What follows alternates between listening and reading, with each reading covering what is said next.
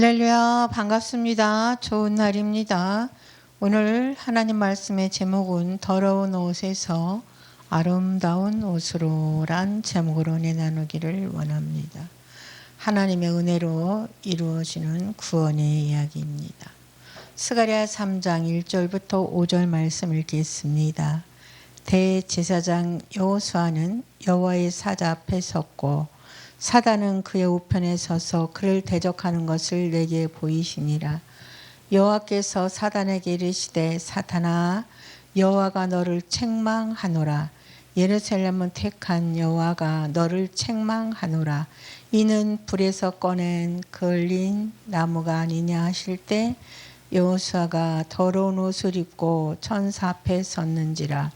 여호와께서 자기 앞에 선 자들에게 명령하여 이르시되 그의 더러운 옷을 벗기라 하시고 또 여호수아에게 이르시되 내가 내 죄악을 제거하여 버렸으니 내게 아름다운 옷을 입히리라 하기로 내가 말하되 정결한 관을 그의 머리에 씌우소서 하며 그 정결한 관을 그의 머리에 씌우며 옷을 입히며 여호와의 사자는 곁에 섰더라. 아멘. 사랑하는 여러분, 오늘 본문은 한 사람의 이야기가 아닙니다. 이것은 바로 우리의 영적 상태와 구원의 과정을 보여주는 장면입니다. 사람은 하나님 앞에 설 때 자신의 모습 그대로 설 수 없습니다. 왜냐하면 성경은 이렇게 말하고 있습니다. 로마서 3장 23절 모든 사람이 죄를 범하였음에 하나님의 영광에 이르지 못하더니. 아멘. 우리 모두 더러운 옷을 입은 상태로 하나님 앞에 서 있는 존재입니다. 더러운 옷을 입고 있는 상태. 스가랴 3장 3절 여호수아가 더러운 옷을 입고 천사 앞에 섰는지라 했습니다. 여호수아는 대제사장입니다. 가장 거룩해야 할 사람입니다. 그런데 더러운 옷을 입고 있었습니다. 이 의미는 분명합니다. 인간의 의로움은 불완전하다. 종교적 직분도 죄를 해결하지 못한다. 하나님 앞에서 우리는 모두 죄인이라는 것을 말하고 있습니다. 이사야 64장 6절에 우리는 다 부정한 자 같아서 우리의 의는 다 더러운 옷 같으며, 중요한 사실은 이것입니다. 사람은 스스로 깨끗해질 수 없다는 것입니다. 그래서 끊임없이 고발하는 자가 사탄이 역할을 하게 되는 거죠. 하나님은 죄로 더러워진 사람을 책망이 아니라 은혜로 깨끗하게 하시고 새롭게 하십니다. 이 장면은 단순한 환상이 아니라 구원의 핵심을 보여주는 장면이에요. 인간의 상태는 더러운 옷과 같다는 거죠. 여호수아는 대제사장이지만 더러운 옷을 입고 있었습니다. 이것은 무엇을 의미할까요? 우리의 죄, 우리의 부족함, 하나님 앞에 깨끗하지 못한 상태, 즉 사람은 스스로 깨끗할 수 없는 존재라는 것입니다. 사랑하는 여러분, 사탄은 여호수아 옆에서 계속 고발합니다. 그러나 우리가 싸우는 대상은 사람이 아닙니다. 먼저 이것을 분명히 알아야 합니다. 에베소서 6장 12절 말씀, 우리의 싸움은 혈과 육이 아니라 악한 영들이다. 즉 문제는 사람만이 아니라 보이지 않는 영적인 영향도 있습니다. 사탄마귀 귀신이 세 가지를 아주 쉽게 설명하면 이렇게 할 수 있어요. 사탄은 우두머리, 하나님을 대적하는 존재. 요한계시록 12장 10절 말씀에 참선하는 자가 하는 일, 사람을 고발한다. 너는 안 된다. 너는 안 된다. 이렇게 말하는 거죠. 또 마귀는 같은 사단과 같은 존재고 다른 이름을 갖고 있는 것인데 요한복음 8장 44절에 거짓의 아비, 이 거짓의 아비가 하는 일은 거짓말을 한다는 거예요. 생각을 속이고. 그래서 사탄과 마귀는 같은 존재라는 거죠. 귀신은 부하들, 병을 갖다 주기도 합니다. 마가복음 5장 8절에 더러운 귀신아 나오라 그랬습니다. 하는 일은 사람을 괴롭히고 두려움을 주고 묶이게 하는 일을 하고 있죠. 아주 쉬운 정리라면 사탄은 큰 원수, 귀신은 그 밑에 있는 영들. 사탄은 어떻게 우리를 공격할까요? 사탄은 힘으로 공격하기보다는 속이는 것을 가장 많이 사용합니다. 의심을 하게 만듭니다. 창세기 3장 1절에 하나님이 정말 그렇게 말하더냐? 그러면서 하나님의 말씀을 의심하게 만듭니다. 거짓말을 넣어줍니다. 너는 실패한 인생이다. 하나님은 너를 사랑하지 않는다.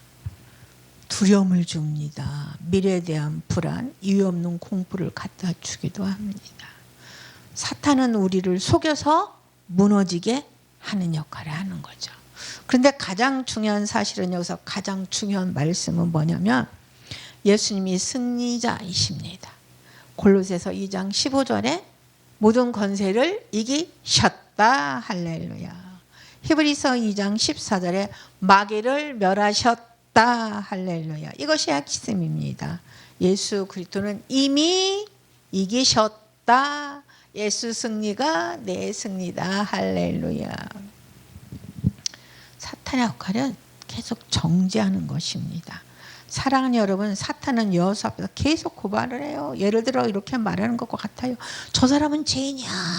저 사람은 하나님 앞에 설 자격 없어. 이것이 사탄의 본질입니다. 항상 정죄하고 무너뜨리려고 하지요. 하나님의 반응은 책망과 선택입니다. 놀랍게도 하나님은 여호수아를 꾸짖지 않으십니다. 대신 사탄을 꾸짖어요. 왜 그렇게 하실까요? 하나님은 이미 여호수아를 택하셨기 때문입니다. 그리고 이렇게 말씀하십니다. 스가랴 3장 2절에 여호와께서 사탄에게 이르시되 사탄아 여호와가 너를 책망하노라. 예루살렘을 택한 여호와가 너를 책망하노라. 이는 불에서 꺼낸 그슬린 나무가 아니냐 하실 때. 아멘입니다. 불에서 꺼낸 그슬린 나무. 이 말은 이미 거의 타버릴 뻔했지만 하나님이 건져낸 존재라는 뜻입니다. 구원의 핵심은 옷을 갈아입히십니다. 하나님이 하시는 일은 이것입니다. 더러운 제 옷을 벗기고 아름다운 구원의 옷을 입히십니다. 이것은 단순한 옷이 아니라 제사함, 의로움, 새로운 신분을 의미하는 것입니다. 여러분, 내가 깨끗해져서가 아니라 하나님께서 나를 깨끗하게 하시는 것입니다. 그리고 완전한 회복을 주십니다. 관을 씌워 주시죠. 마지막 하나님은 머리에 정결한 관까지 씌우십니다. 이것은 단순한 회복이 아니라 완전한 회복, 새로운 권위입니다. 이 말씀은 우리 삶에 이렇게 적용할 수 있어요. 내가 죄 때문에 낙심될 때, 내가 부족해서 하나님 앞에 난 못 나간다고 느낄 때 하나님은 이렇게 말씀하십니다. 내가 너를 택했다. 내가 너를 깨끗하게 했다. 즉 구원은 내가 잘해서 받는 것이 아니라 하나님이 입혀 주시는 것입니다. 할렐루야. 스가랴 3장 1절에 사탄은 그 옆편에 서서 그를 대적하는 것을, 사탄은 무엇을 존재하는 존재일까요? 무엇을 하는 존재일까요? 사탄은 계속해서 고발하는 존재입니다. 요한계시록 12장 10절에 우리 형제들을 참사던 자, 곧 우리 하나님 앞에 밤낮 참사던 자가 쫓겨나고. 사탄이 이렇게 말합니다. 저 사람 죄인이다. 하나님 앞에 설 자격이 없다. 이것이 정죄입니다. 여러분, 우리가 신앙생활하면서 낙심하는 이유는 많은 경우 이 정죄 때문입니다. 하나님의 반응은 책망과 선택이에요. 스가랴 3장 2절에 사탄아 여호와가 너를 책망하노라. 예루살렘을 택한 여호와가 너를 책망하노라. 놀라운 장면입니다. 하나님은 여호수아를 꾸짖지 않았어요. 사탄을 꾸짖었어요. 왜입니까? 여호수아를 택했기 때문입니다. 그러면서 뭐라고 말씀하셨어요? 불에서 꺼낸 그슬린 나무. 이 이유가 무엇입니까? 이미 심판 가운데 있었지만 하나님이 꺼내 낸 존재라는 것입니다.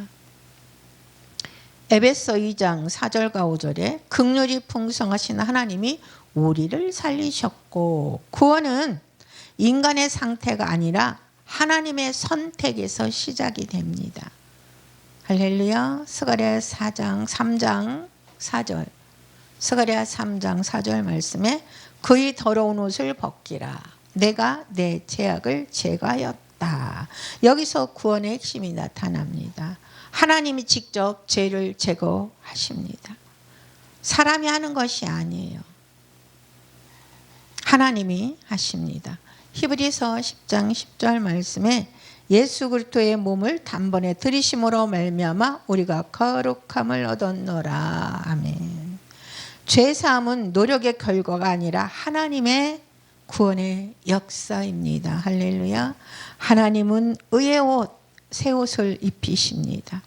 스가랴 3장 4절에 아름다운 옷을 입히리라. 이것은 단순히 죄를 없애는 것이 아니라 새로운 구원의 옷을 입히는 것입니다. 아멘. 이것은 무엇입니까? 그리스도의 의.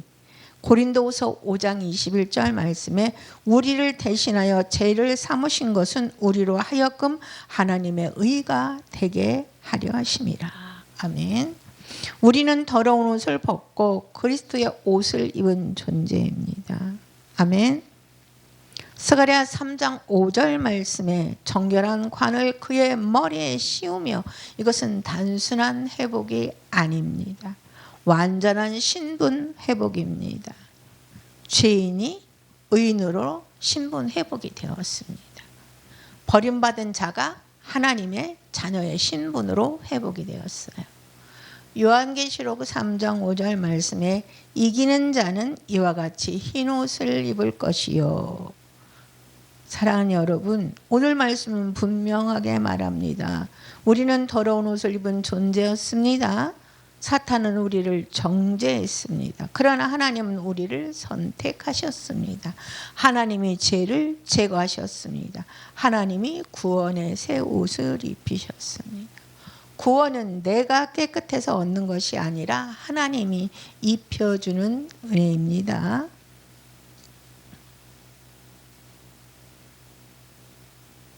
순으로 오신 예수님은 성전을 세우고 왕으로 다스리시는 주님입니다. 스가랴 6장 12절과 13절 만군의 여호와께서 말씀하시되 보라, 순이라 이름하는 사람이 자기 곳에서 돋아나서 여호와의 전을 건축하리라. 그가 여호와의 전을 건축하고 영광을 얻어 그 자리에 앉아서 다스릴 것이요, 또 제사장이 자기 자리에 있으리니 이 둘 사이에 평화의 의논이 있으리라 하셨다 하라. 지금 읽은 말씀은 단순한 한 절의 예언이 아니라 하나님의 구원의 역사가 한 흐름으로 이어지는 절정입니다. 6장 6절부터 8절은 하나님의 심판과 통치를 말하고 있어요. 9절부터 11절은 대제사장 여호수아에게 면류관을 씌웁니다. 12절에서 13절은 순이라는 메시아가 등장을 합니다. 이 흐름 속에서 하나님의 구원 계획의 핵심이 나옵니다. 순은 메시아에 대한 예언입니다. 보라, 순이라 이름하는 사람이 자기 곳에서 돋아나서, 스가랴 6장 12절 말씀이죠. 여기서 순은 단순한 사람이 아닙니다. 장차 오실 메시아 곧 예수 그리스도를 가르치는 말씀입니다. 순이라는 말은 히브리어로 새싹, 가지라는 뜻입니다. 이것은 무엇을 의미합니까? 죽은 것 같은 자리에서 다시 시작되는 생명입니다. 낮은 곳에서 시작되는 하나님의 역사입니다.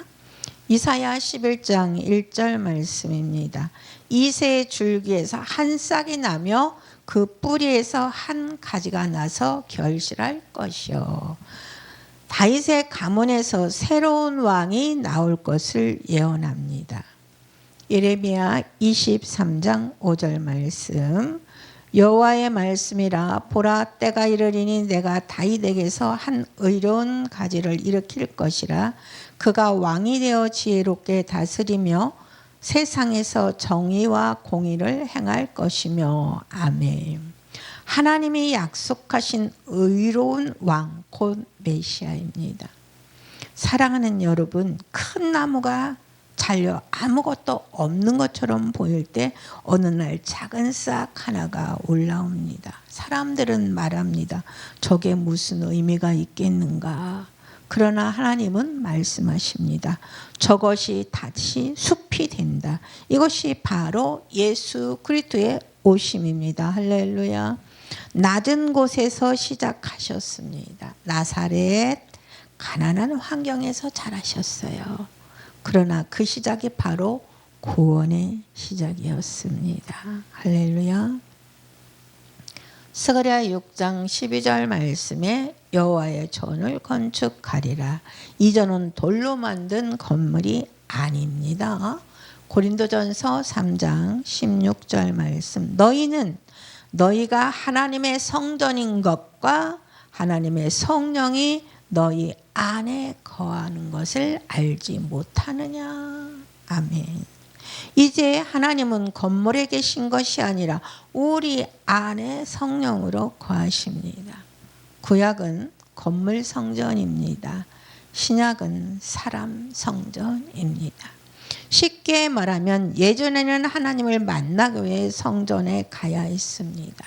그러나 지금은 하나님이 우리 안에 오셨습니다.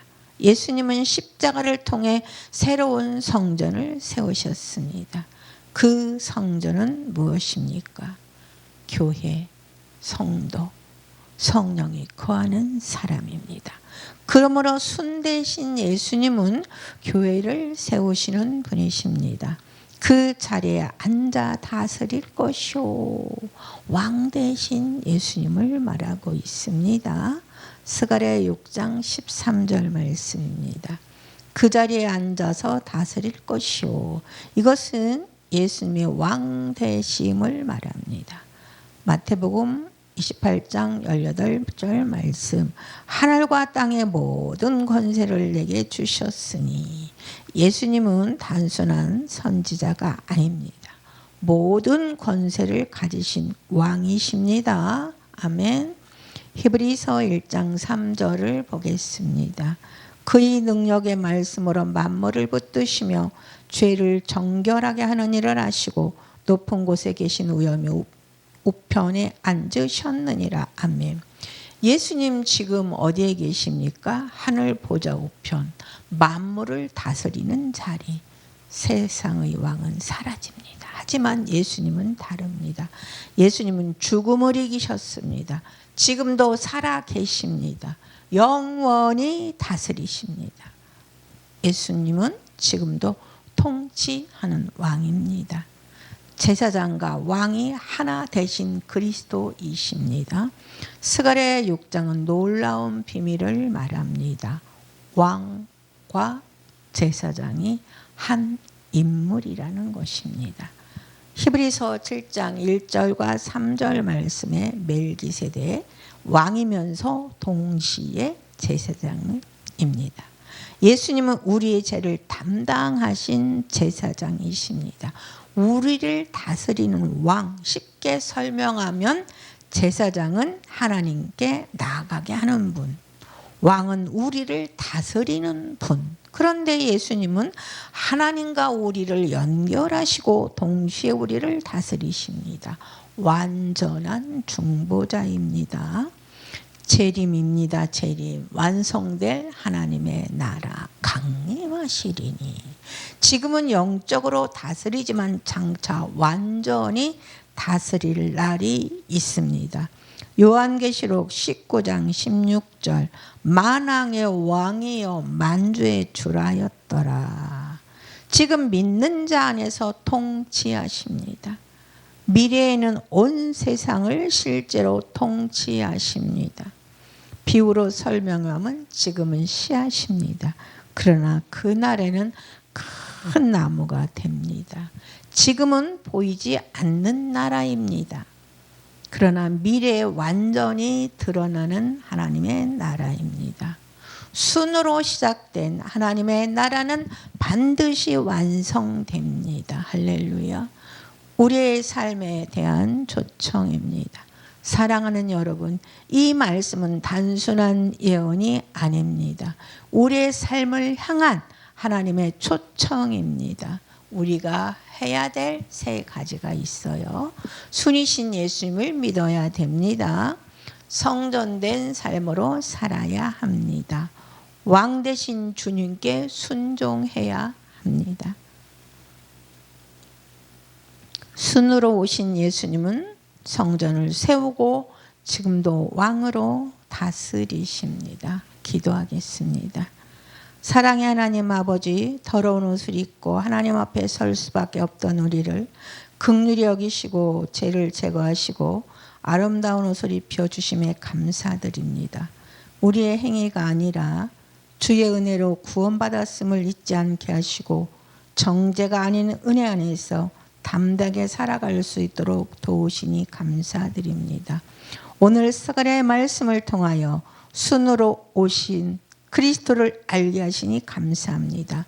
낮은 곳에서 시작하여 십자가를 지시고 부활하시고 지금도 왕으로 다스리시는 예수 그리스도를 믿습니다. 주님, 우리 안에 성전을 세워 주옵소서. 우리의 삶이 주님의 거처가 되게 하시고 성령으로 충만하게 하옵소서. 눈에 보이지 않아도 주님이 지금 다스리고 계심을 믿게 하시고 세상의 왕이 아니라 예수님을 나의 왕으로 모시게 하옵소서.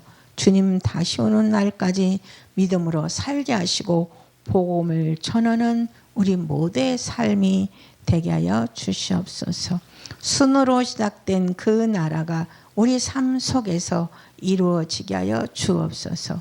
모든 영광을 주님께 올려드리며 살아계신 주 예수 그리스도의 이름으로 기도합니다. 아멘.